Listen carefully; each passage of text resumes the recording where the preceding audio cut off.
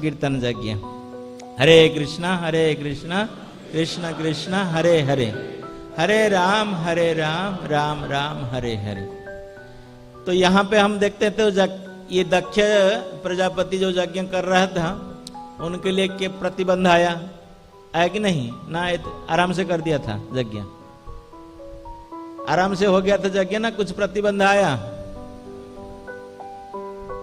तो दक्ष प्रजापति जब इतना बड़ा प्रजापति था उसी समय में, तो दक्ष प्रजापति का इतना बड़ा मान था, केवल ब्रह्मा जी, शिव जी और भगवान विष्णु को छोड़ के बाकी सभी लोग उसको सम्मान देते थे, वो इतना विख्यात था। तो फिर इतने प्रभावशाली व्यक्ति होके उनकी यज्ञ में क्यों आया इतना बाधा, क्यों आया बाधा? क्योंकि भगवान ये शिक्षा देना चाहते हैं कि कोई वस्तु प्राप्त करने के लिए आपको बाधाओं को झेलना पड़ेगा।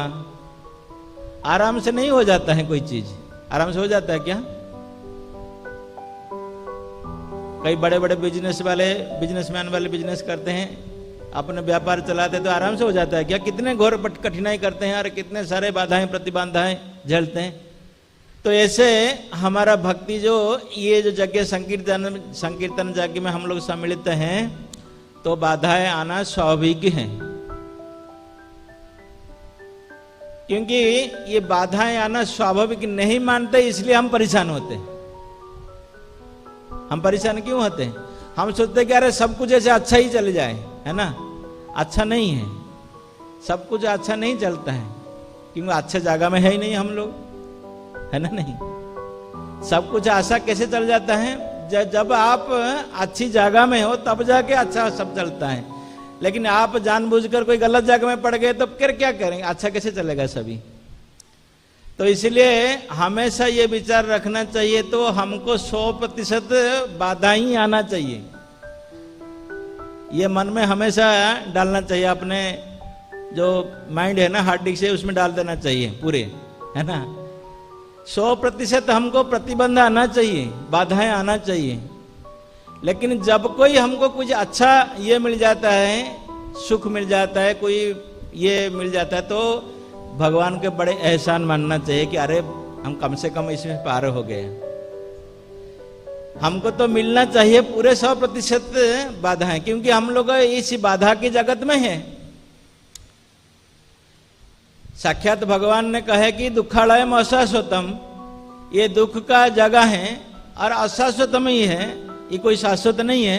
तो उसी जगह में कैसे हम ये कर सकते कि हम अच्छा से रहेंगे, है ना? तो इसलिए बाधाएं आना स्वाभाविक है। जैसा अभी पिछले 2 साल में चल रहा था, बाधाएं चल रहा था कि नहीं चल रहा था?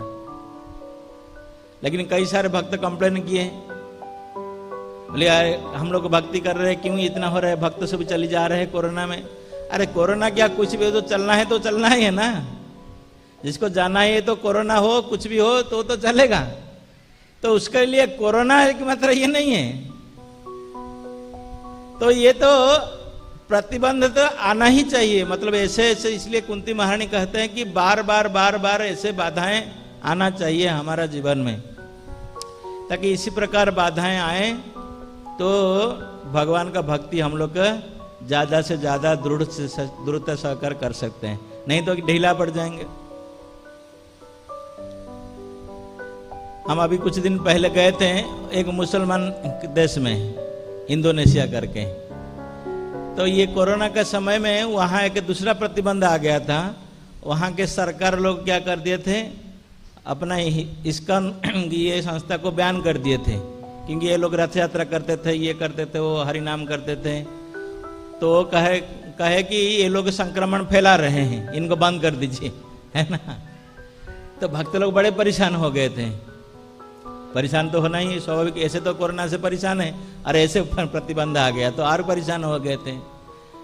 लेकिन बाद में पता चला जब कि वास्तविक ये जो बाधाएं प्रतिबंध लग गया था सरकार से, ये उनके लिए आशीर्वाद हो गया।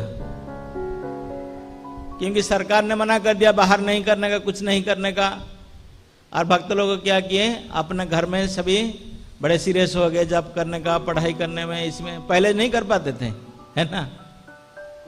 और ऑनलाइन सब क्लासेस शुरू हो गया, इतने सारे जुड़ गए इसमें। तो पूरा इंडोनेशिया में जब कोरोना से पहले हमने देखा था करीब 10,000 भक्त थे, अभी कोई प्रोग्राम होता तो 20,000 लोग जुड़ जाते हैं, है ना। तो इसलिए जो प्रतिबंध बाधाएं आता है, जब हम कोई यज्ञ कार्य करते हैं, यज्ञ में बाधा आने से यही फायदा है कि साक्षात भगवान का विशेष कृपा प्राप्त होता है।